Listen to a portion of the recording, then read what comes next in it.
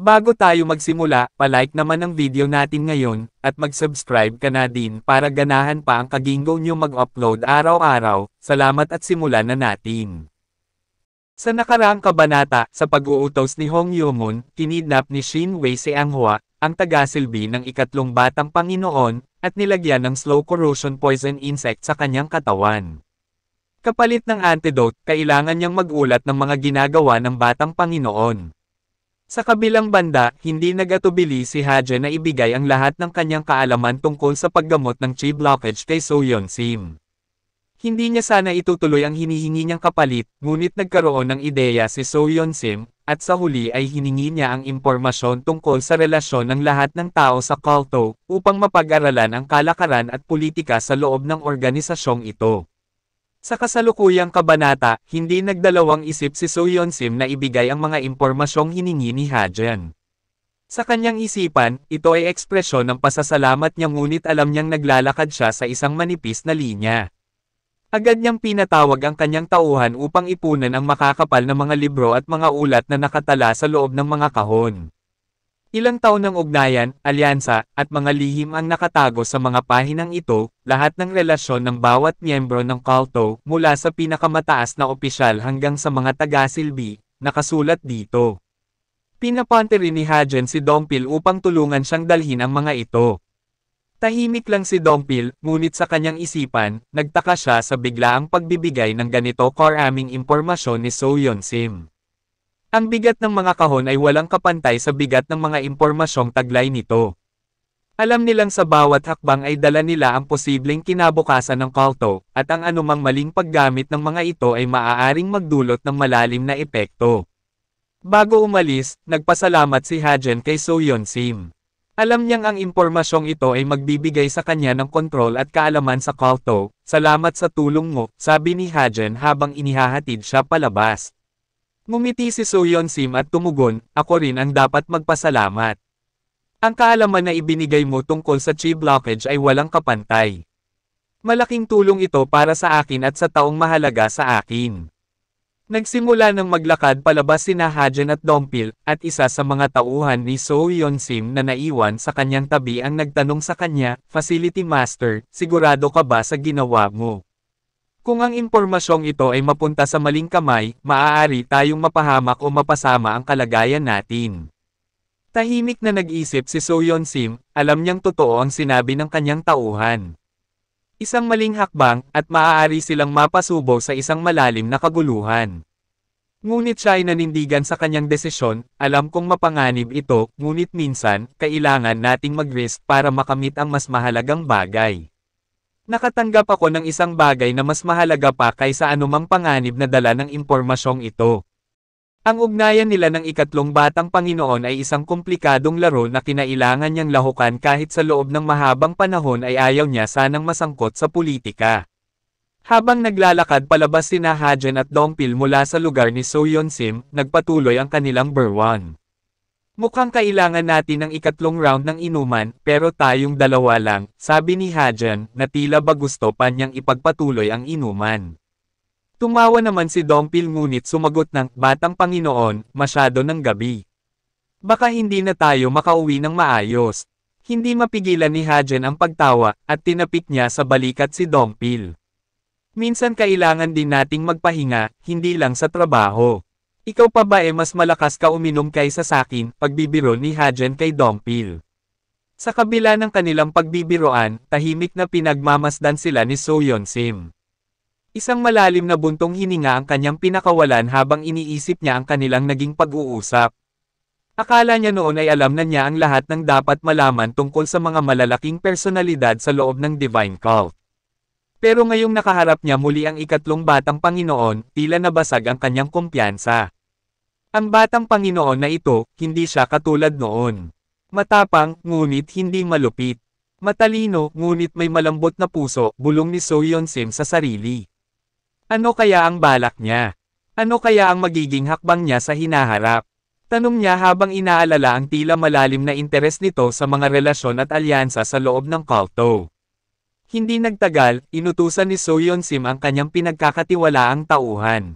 Gusto kong malaman ang lahat ng balita tungkol sa ikatlong batang Panginoon, utos niya ng walang pag-aalinlangan. Sundan niyo ang bawat kilos niya, lalo na ngayon na hawak na niya ang impormasyon ukol sa mga relasyon sa loob ng Divine Cult. Agad namang tumugon ang tauhan, masusunod po, Facility Master. Nagpatuloy ang kanilang biyahe pabalik sa tahanan ng Batang Panginoon, ngunit sa kanilang likuran, papalapit ng papalapit ang sandaling magpapabago sa takbo ng Divine Cult. Kinabukasan, sa tahanan ng ikatlong Batang Panginoon, sa loob ng isang tahimik na silid, masigasig na nagbabasa si Hajen ng mga malalaking volume ng mga dokumento na binigay ni So-yeon Sim. Nakalatag ang mga ito sa harap niya, at bagamat umaabot na ng ilang oras ang pagbabasa, tila ba hindi pa rin niya nauubos ang laman ng mga ito. Phew, kailan ba talaga ako matatapos basahin ang lahat ng ito? Bulong ni Hajen sa kanyang sarili habang tumigil saglit upang magpahinga. Masyadong maraming mga impormasyon, ngunit alam niyang bawat pahina ay may mahalagang detalye tungkol sa mga tao sa loob ng Divine Cult. Detalyado ang mga description mula sa mga ugali ng mga pangunahing personalidad, hanggang sa kanilang mga sikreto, mga pagtataksil at mga pakikipagsabuatan, maging mga kaaway nila ay nakalista lahat. Sa kabila ng lawak at bigat ng impormasyong nakasaad sa mga dokumento, hindi lahat ng nabasa niya ay agad niyang pinaniniwalaan. Ang lahat ng ito ay mga subjective na pagsusuri. Tingin ko, mula lang ito sa perspektibo ng isang tao, sabi niya sa sarili. Gayunpaman, kahit na kalahati lamang ng mga ito ang totoo, hindi maikikaila ang halaga ng impormasyong hawak na ngayon ni Hajen. Interesanting malaman ang lahat ng ito at tiyak na magagamit niya sa panahong kinakailangan. Nakatala rin sa dokumento ang hierarchy ng Divine Cult, na sa unang tingin ay mukhang isang perpektong vertical organizational structure.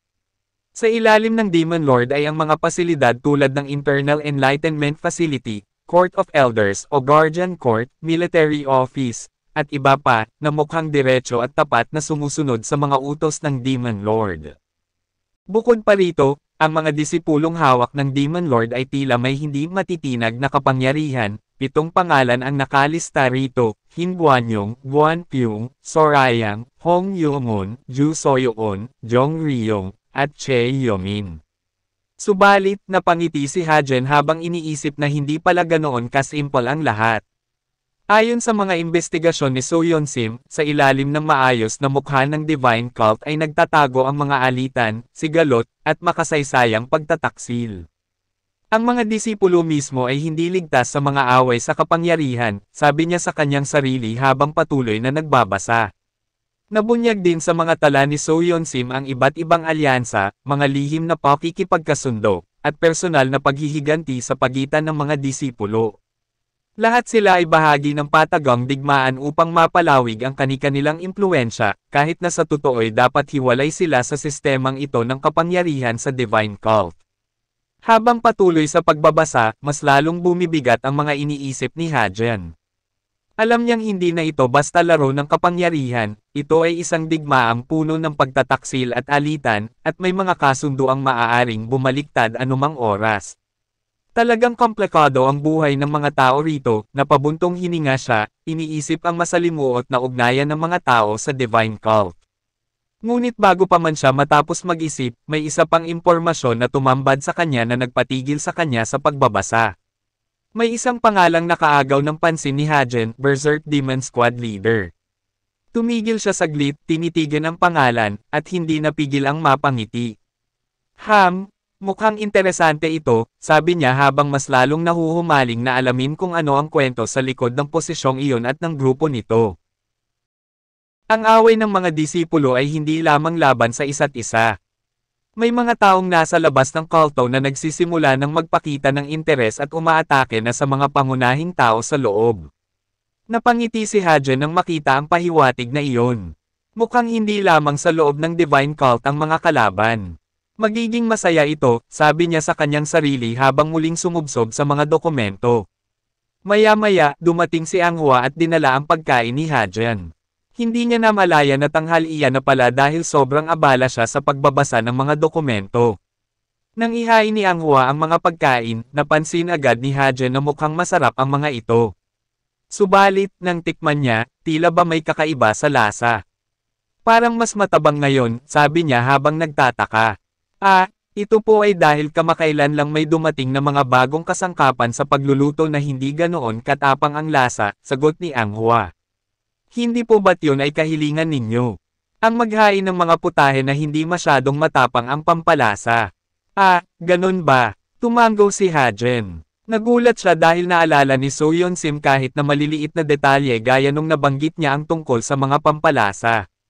Napangiti siya habang iniisip kung paano na lang alagaan ng ganoong kalalim ni So Yeon Sim lahat ng mga tauhan niya, gayong napakalaki ng sakop ng Internal Enlightenment Facility. Habang kumakain bigla niyang naalala ang seryosong mukha nito at ang kakaibang hugis ng buhok ni So Yeon Sim, at bigla siyang natawa habang kumakain. Habang kumakain siya, umupo naman si Ang Hua sa tabi ng Soro na nasa sulok ng silid. Inilalapit niya ang pagkain sa Soro at kinakausap niya ito, Mr. Fox, Mr. Fox, subukan mo kainin, aniya pero tila hindi interesado ang Soro at hindi ito kumain. Napalingon si Hajen at napansin ang kakaibang pangalan. Mr. Fox, yun na pala ang tawag mo sa kanya. Tanong ni Hajen, nakangiti habang tinitingnan ang Soro. Ngumiti si Ang Hua at sumagot, tinawag ko lang po siyang ganon kasi wala pa siyang pangalan. Hindi ko pa rin kasi alam kung ano ang magandang ipangalan sa kanya. Napaisip si Hajen. Matagal na nga silang magkasama ng Sorong ito pero hindi pa niya ito napapangalanan. Hindi pa nga kita napapangalanan, ano? Napatingin siya kay Ang Hua at tinanong, ikaw, anong tingin mong magandang pangalan para sa kanya? Nagulat si Ang Hua, hindi niya inaasahan na bibigyan siya ng pagkakataong magbigay ng opinyon. Talaga, pwede akong magsuhestyon para sa pagbibigay ng pangalan. Oo naman, bakit hindi? Sagot ni Hajen. Natatawa ito habang pinagmamasdan si Ang Hua na seryosong nag-iisip ng magandang pangalan. Matapos ang ilang sandali ng pag-iisip, ngumiti si Ang Hua at nagbigay ng mga mungkahi, dahil malaki at matulis ang mga tenga niya, paano kung tawagin natin siyang Big Ear? Tila proud si Ang Hua sa kanyang ideya. O kaya naman, dahil malambot at malaki ang buntot niya, pwede ring Big Tail. Ang cute diba? Nagniningning pa ang mata nito habang nag-iisip ng mga pangalan. Ngunit napakunot ang noo ni Hajen, hindi masyadong natuwa sa mga pangalan. Hindi pwede yan, sabi niya. Ang weird ng tunog. Pabayaan mo na, ako na lang magpapangalan sa kanya. Nang tingnan niya ang Sorong gininto ang balahibo, isang ideya ang sumagi sa isip ni Hajen. Dahil gold ang kulay niya, bakit hindi? Goldie. Natawa si Ang Hua at nagreklamo, Goldie. Paano naman iyon na iba sa mga binigay kong pangalan? Ganon din yun Napangiti si Hajen, nagbibiro habang nagsasalita, hindi, Ang Hua. Ang pangit lang talaga ng mga binigay mong pangalan. Pero yung Goldie, di ba ang dali lang sabihin? Goldie. Ang ganda. Tignan mo, mukhang nagustuhan niya. Tila nag-react ang Soro nang marinig ang pangalan nito. Tumayo ito at nilapit ang sarili kay Hajen, tila ba gusto nitong pabulaanan ang mga sinabi ni Ang Hua. Nang muli niyang tawagin ito, Goldie, tila sumigla pa lalo ang Soro at nag-iingay, tila sumasang-ayon sa bago nitong pangalan. Masigla itong kumikilos na parang gusto niyang makipaglaro. Natawa si Hajen sa reaksyon ng Soro.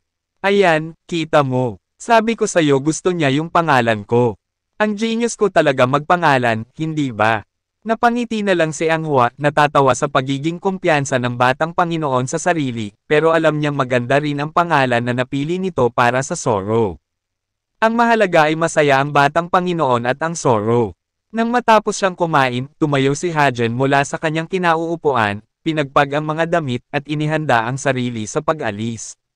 Mukhang kailangan ko nang umalis, sabi niya kay Ang Hua habang inaayos ang mga gamit na dadalhin niya.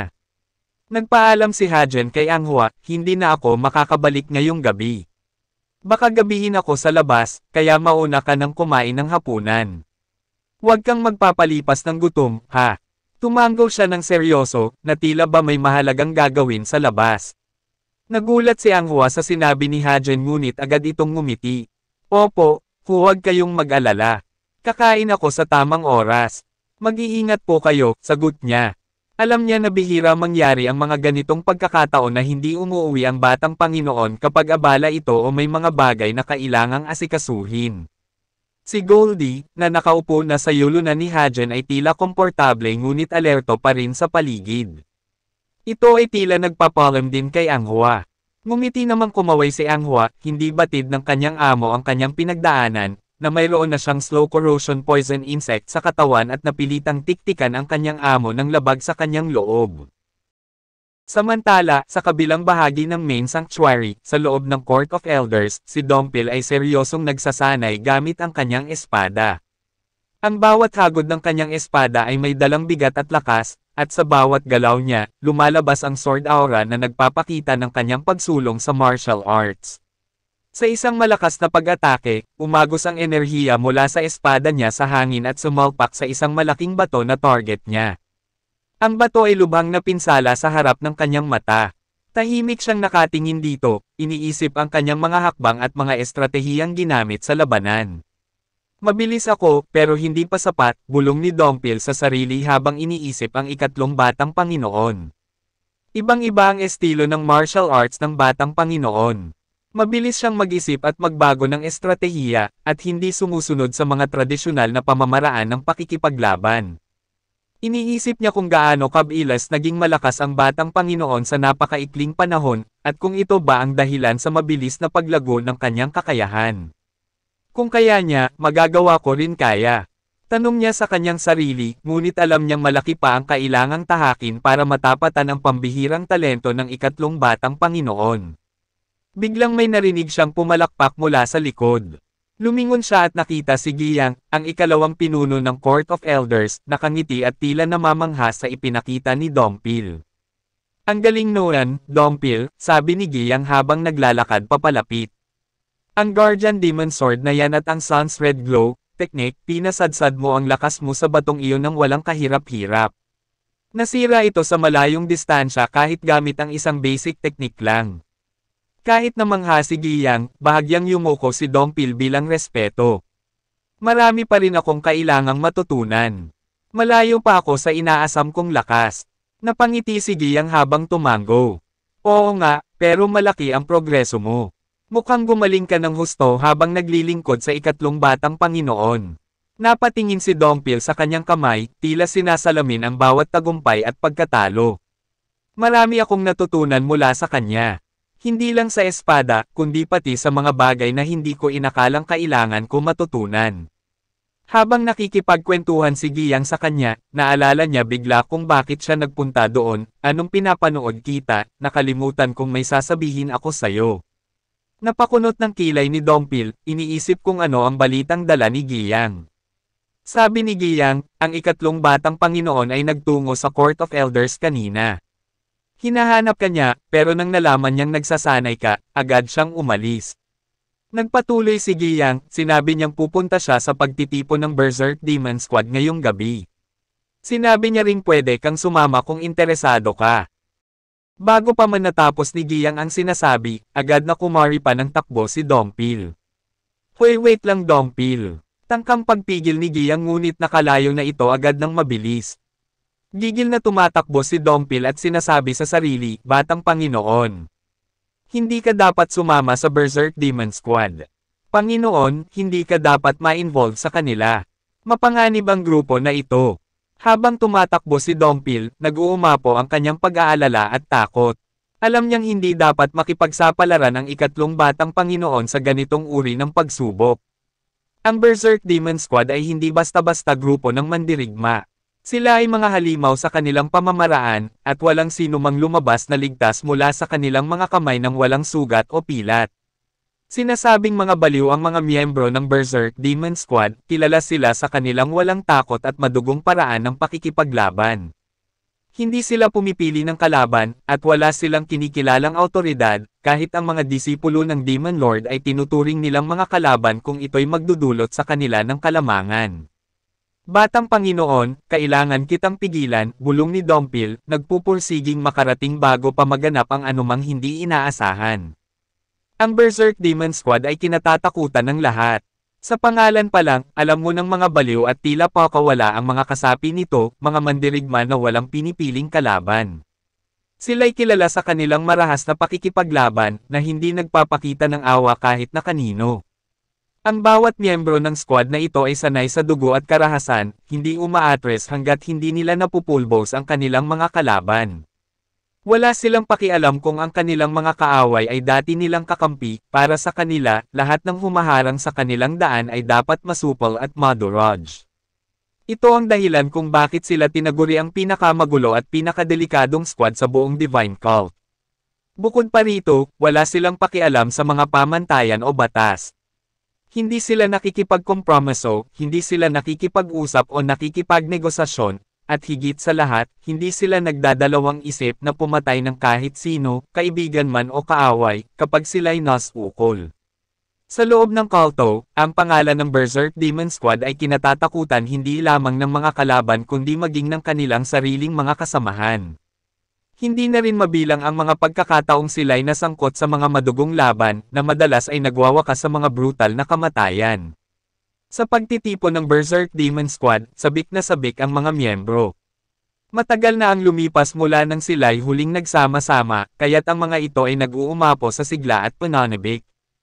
Uminom tayo hanggang sa kamatayan.